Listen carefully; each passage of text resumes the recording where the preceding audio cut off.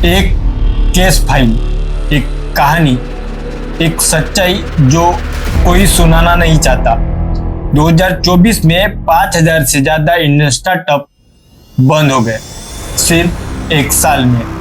5,000 सपने, 5,000 टीम्स, करोड़ का इन्वेस्टमेंट खत्म। लेकिन ये सिर्फ नंबर नहीं है, ये जिंदगियां है, करियर है, ड्रीम्स है जो कभी पूरे नहीं हुए।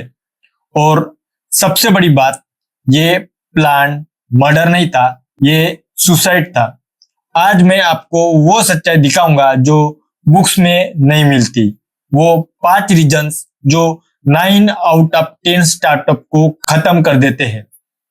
क्योंकि अगर आप कल एंटरप्रेन्योर बनना चाहते हैं तो आपको ये पोस्टमार्टम देखना जरूरी है। तो चलिए इन्वेस्टिगेशन शुरू करते हैं।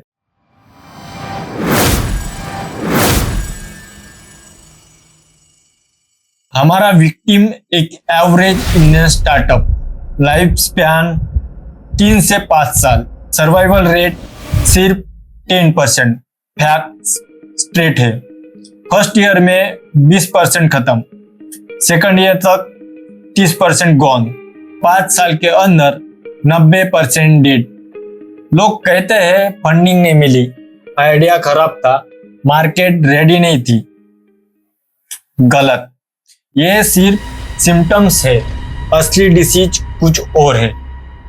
मैंने इन्वेस्टिगेशन की, डाटा स्टडी किया, रियल केसेस देखे, housing.com, टाइनी आउल, स्टेजिला, और मुझे 5 केसेस अपडेट मिले। चलिए एक एक करके खोलते हैं। फाइल नंबर 1, स्टारवेशन यानी कैश खत्म होना, और ये सबसे कॉमन किलर है। 47% स्टार्टअप्स इसी वजह से मरते हैं। सोचिए, आपने आइडिया बनाया, फंडिंग मिली, 10 करोड़, 50 करोड़, कुछ भी, फिर क्या किया? बड़ा ऑफिस लिया, मार्केटिंग में करोड़ फूके, डिस्काउंट पे डिस्काउंट दिए, 100 लोग हायर कर लिए बिना सोचे, क्या जरूरत है? और एक दिन बैंक बैलेंस 0, इन्वेस्टर ने मुंह मोड़ दिया, नेक्स्ट राउंड नहीं मिला। टाइनी आउल नाम सुना है? 2014 में लॉन्च हुआ।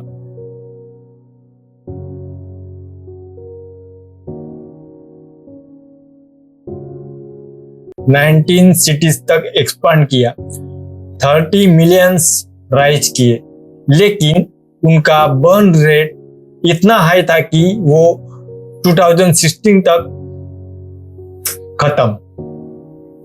1000 डिलीवरी बॉयज हायर किए जब उन्हें सिर्फ 300 की जरूरत थी। ये मिस्टेक आप मत करना। फंडिंग तुम्हारी सक्सेस नहीं है, फंडिंग तुम्हें टाइम देती है, और उस टाइम में तुम्हें एक चीज बनाना है, प्रॉफिटेबल मॉडल। याद रखो, revenue is vanity, profit is sanity, cash is reality. अगर तुम्हारे पास सस्टेनेबल रेवेन्यू मॉडल नहीं है तो तुम कंपनी नहीं बना रहे, तुम बोनफायर बना रहे हो। बोनफायर, देखो बोनफायर क्या होता है? एक बड़ा सा आग का ढेर जिसे हम फ्यूल, लकड़ी, पेपर, ऑयल डालकर जला देते हैं। वो कुछ टाइम के लिए बड़ी रोशनी, गर्म हवा, एक्साइटमेंट देता है, पर धीरे धीरे सब कुछ जलकर खत्म हो जाता है। तो जब कोई कहता है तुम बोनफायर बना रहे हो, इसका मतलब है तुम बस शॉर्ट टर्म ग्लैमर और एक्साइटमेंट बना रहे हो। एक ऐसी कंपनी जो अभी ब्राइट दिख रही है लेकिन उसके पास लॉन्ग टर्म सस्टेनेबिलिटी नहीं है। सिंपल वर्ड्स में, कंपनी वो चीज जो टाइम के साथ ग्रो करती है, प्रॉफिट कमाती है, सेल्फ सस्टेन होती है।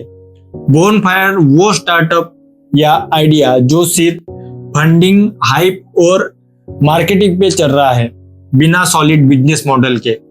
फॉर एग्जाम्पल, तुम्हारी स्टार्टअप में रेवेन्यू नहीं है, सिर्फ इन्वेस्टर का पैसा जल रहा है, तुम बिजनेस नहीं चला रहे, तुम बॉनफायर जला रहे हो। मतलब वो कंपनी अभी चमक रही है पर कुछ साल बाद सब खाक हो जाएगा, क्योंकि उसके पास अपने दम पे चलने का मॉडल ही नहीं है। File number 2, the silent killer, यानी प्रोडक्ट जो किसी को चाहिए ही नहीं। ये सबसे दर्दनाक डेट है, क्योंकि तुम्हें पता ही नहीं चलता तुमने 2 साल मेहनत की, रात रात भर कोड किया, प्रोटोटाइप रेडी किया, इन्वेस्टर को इंप्रेस किया, लॉन्च किया और क्रिकेट्स कोई नहीं आया, क्योंकि मार्केट को तुम्हारे प्रोडक्ट की जरूरत ही नहीं थी। 35% स्टार्टअप्स इसी साइलेंट किलर की वजह से मरते हैं। देखो, प्रॉब्लम्स 2 टाइप की होती है, पेन किलर या और विटामिन्स। पेन किलर वो होती है जो रियल दर्द सॉल्व करे, जैसे यूपीआई। पहले पैसा भेजना एक प्रोसेस था, account number, IFSC code, OTP, और अब सिर्फ स्कैन करो और ट्रांसफर हो गया। और फिर होती है विटामिन्स प्रॉब्लम, जिसने लाइफ थोड़ी बेटर लगती है पर उनके बिना भी सब ठीक चल रहा होता है, जैसे एक और सोशल मीडिया ऐप, जबकि ऑलरेडी 10 और मार्केट में है। Nice to have, nice must have. Koo app का नाम सुना है? इंडिया का अपना ट्विटर लॉन्च 2020 में, गवर्नमेंट सपोर्ट था। ब्राजीलियन मार्केट में 1 मिलियन डाउनलोड्स 48 घंटों में, 16 मिलियन फंडिंग राइज की। 2014 में बंद। क्यों? क्योंकि लोगों को ट्विटर से प्रॉब्लम क्या थी? कुछ नहीं, कू एक विटामिन था, पेन किलर नहीं। तुम्हारा प्रोडक्ट चाहे कितना भी अच्छा हो, अगर उसको मार्केट में डिस्परेट बायर नहीं है तो तुम बिजनेस नहीं बना रहे, तुम हॉबी प्रोजेक्ट बना रहे हो। इसका सॉल्यूशन, कस्टमर से बात करो। प्रोटोटाइप से पहले 50 कस्टमर से फीडबैक लो। बिल्ड नहीं करो जब तक पेन समझ में नहीं आता। फाइल नंबर 3, इंटरनल ब्लीडिंग यानी टीम ब्रेकडाउन। ये डेथ अंदर से होती है, बाहर से सब परफेक्ट दिखता है, ऑफिस है, फंडिंग है, प्रोडक्ट है, लेकिन अंदर सिविल वार चल रही होती है। 23% इंडियन स्टार्टअप टीम कॉन्फ्लिक्ट की वजह से फेल होते हैं। को फाउंडर्स जो एक टाइम बेस्ट फ्रेंड थे, अब एक ही रूम में नहीं बैठ सकते। क्या हो रहा है? विजन अलग है। एक फाउंडर चाहता है स्केल, ग्रोथ, एक्सपांशन, स्पॉटलाइट। दूसरा चाहता है प्रॉफिटेबिलिटी, स्लो, स्टेडी, सस्टेनेबल। फिर आता है ईगो क्लास, मैं सीईओ बनूंगा। दूसरा, नहीं मैं सीईओ बनूंगा। और फिर शुरू होती है इक्विटी फाइट, मेरे पास ज्यादा होना चाहिए, मैंने ज्यादा किया। और जब टीम बढ़ती है, होती है रॉन्ग हायरिंग, स्किल मैच नहीं करते, वैल्यूज अलाइन नहीं होती। धीरे धीरे कंपनी एक प्रोडक्ट नहीं, एक बैटलफील्ड बन जाती है। Housing.com याद है? 2012 में लॉन्च, 85 मिलियंस राइज किए। राहुल यादव रॉकस्टार फाउंडर, लेकिन इन्वेस्टर से लड़ाई, टीम से लड़ाई, बोर्ड से लड़ाई, रिजल्ट आउटस्टेड, निकाल दिए गए अपनी ही कंपनी से। कंपनी का वैल्यूएशन क्रैश हो गया। एक टैलेंटेड फाउंडर, एक प्रॉमिसिंग कंपनी, सब कुछ था, लेकिन एक चीज नहीं थी, मैच्योरिटी। स्टार्टअप सिर्फ आइडियाज नहीं चलाते, पीपल चलाते हैं, और अगर तुम्हारे लोग तुम्हारे अगेंस्ट है तो कंपटीशन से पहले तुम खुद अपने आप को मार दोगे। को फाउंडर सिलेक्ट करते वक्त दोस्त देखो, नो स्किल देखो, यस ट्रस्ट देखो, मोस्ट इंपॉर्टेंट। फाइल नंबर 4, किल एजेंट, यानी डेविड वर्सेस गोलियत, लेकिन यहां डेविड हार गया। सुनो, तुम्हारा आइडिया ब्रिलियंट है, एग्जीक्यूशन टॉप क्लास है, कस्टमर आ रहे हैं, और फिर एक दिन शार्क आ जाती है। अमेजॉन देख रहा है, रिलायंस देख रहा है, या फ्लिपकार्ट, वो तुम्हारे आइडियाज को कॉपी कर लेता है। तुम्हारे पास 10 करोड़, उनके पास 10,000 करोड़, तुम स्मॉल टीम, वो आर्मी ऑफ इंजीनियर्स, तुम लिमिटेड मार्केटिंग बजट, वो prime time TV ads. Game खत्म। स्मॉल ई कॉमर्स स्टार्टअप्स जितने भी आए सब खत्म, क्योंकि अमेजन और फ्लिपकार्ट ने मार्केट को क्रश कर दिया। ई कॉमर्स सेक्टर में 80% फेल्यूर रेट है। वाई? कंपटीशन। लेकिन इसका मतलब ये नहीं कि तुम हार मान लो। फोकस करो निश मार्केट्स पर जहां जेंट्स फोकस नहीं कर सकते। बेटर एक्सपीरियंस दो, स्पीड, सर्विस, पर्सनलाइजेशन, कम्युनिटी बनाओ, लॉयल कस्टमर जो तुम्हें छोड़ना नहीं चाहेंगे। जीरोधा ने यही किया, ट्रेंडिंग प्लेटफॉर्म बनाया जब ऑलरेडी आईसीआईसीआई, एचडीएफसी थे, लेकिन उन्होंने जीरो ब्रोकरेज का यूएसपी दिया। कम्युनिटी बनाया, आज 50 लाख प्लस यूजर्स। तुम जेंट्स से कॉम्पीट कर सकते हो, लेकिन तुम्हें स्मार्टर होना होगा, लाउडर नहीं। File number 5, wrong timing and bad education, यानी राइट आइडिया रॉन्ग टाइम, या wrong education any time. Last file, और शायद सबसे ट्रेजिक, क्योंकि यहाँ फाउंडर की गलती नहीं होती, किस्मत या टाइमिंग गलत होती है। सिनेरियो 1 बहुत जल्दी आ गए।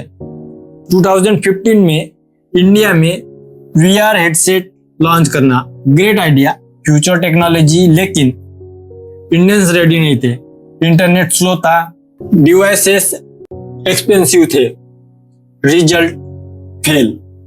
सिनेरियो 2 बहुत लेट आ गए। 2020 में एक और फूड डिलीवरी ऐप लॉन्च करना, जब जोमेटो और स्विगी ऑलरेडी मोनोपोली बना चुके हैं। Too late, market saturated. लेकिन इससे भी बड़ा इशू एग्जीक्यूशन। सही टाइम पर भी आ गए, लेकिन प्रोडक्ट बेकार बनाया। ऐप क्रैश होता है, डिलीवरी लेट होती है, customer service zero. User try करता है एक बार, फिर कभी वापस नहीं आता।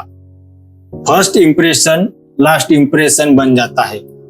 50% स्टार्टअप्स जो 5 साल के बाद फेल होते हैं, उनकी सबसे बड़ी problem poor education.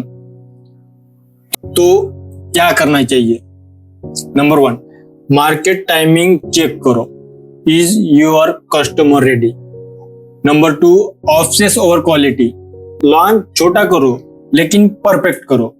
Number 3, customer feedback लो, हर वीक हर month. Number 4, iterate fast, problem दिखते ही फिक्स करो। डुंजो का नाम सुना है? Hyper local delivery. रिलायंस और गूगल ने फंडिंग दी, लेकिन एग्जीक्यूशन खराब, vendor payment late, delivery inconsistent. Result जनवरी 2025 में बंद। टाइमिंग चेंज नहीं कर सकते हो तुम, लेकिन एग्जीक्यूशन वो तुम्हारे हाथ में है। और अगर एग्जीक्यूशन खराब है तो बेस्ट आइडिया भी फ्लॉप होगा। तो ये postmortem complete. 5 cases of death. Number 1, financial starvation, cash खत्म। Number 2, no market need, product जो किसी को चाहिए ही नहीं। Number 3, internal bleeding, team fights. Number 4, killed by giants, competition ने क्रश किया। Number 5, wrong timing and bad execution, सही चीज गलत टाइम या गलत एग्जीक्यूशन। लेकिन सबसे बड़ी बात, कोई भी स्टार्टअप एक ही रीजन से नहीं मरता। ये डेथ बाय थाउजेंड्स कट है। पहले कैश इशू, फिर टीम प्रॉब्लम, फिर एग्जीक्यूशन सफर करता है, फिर कॉम्पिटिटर्स आगे निकल जाते हैं और फिर द एंड। लेकिन फेल्यूर का मतलब एंड नहीं होता। 2024 में 5000 स्टार्टअप्स फेल हुए, लेकिन 83,000 प्लस एक्टिव स्टार्टअप अभी भी चल रहे हैं। इंडिया में हर साल 20,000 प्लस नए स्टार्टअप रजिस्टर्ड होते हैं। वो 10% जो सर्वाइवल करते हैं वो लकी नहीं होते, वो स्मार्ट होते हैं और उन्हें पता है कैश मैनेजमेंट जरूरी है, कस्टमर की बात सुननी जरूरी है, टीम हार्मोनी जरूरी है, कंपटीशन से सीखना जरूरी है, एग्जीक्यूशन परफेक्ट करना जरूरी है। जीरो दा ने किया, रोजर पे ने किया, फ्रेश वर्क्स ने किया, क्रेड ने किया और आप भी कर सकते हो। इन 90% की गलतियां तुम्हारा डेटा है, उनका फेल्यूर तुम्हारा टीचर है। फेल्यूर से मत डरो, फेल्यूर से सीखो, क्योंकि अगर तुम ये 5 रीजन अवॉइड कर सको तो तुम उस 10% में आ सकते हो जो सरवाइव करते हैं। तो बताओ आपको क्या लगता है, इन 5 में सबसे बड़ा किलर कौन है? कमेंट्स में अपना वर्डिक्ट दो। और अगर तुम्हें ये इन्वेस्टिगेशन पसंद आई तो इस चैनल को सब्सक्राइब करो, क्योंकि मैं ऐसी ही रियल, रॉ और रिसर्च बैक्ड स्टोरीज लाता रहूंगा। तो याद रखो, 90% फेल होते हैं क्योंकि वो ये गलतियां करते हैं। 10% सक्सेस होते हैं क्योंकि वो ये गलतियां नहीं दोहराते। अब चॉइस आपकी है, आप क्या बनना चाहते हो?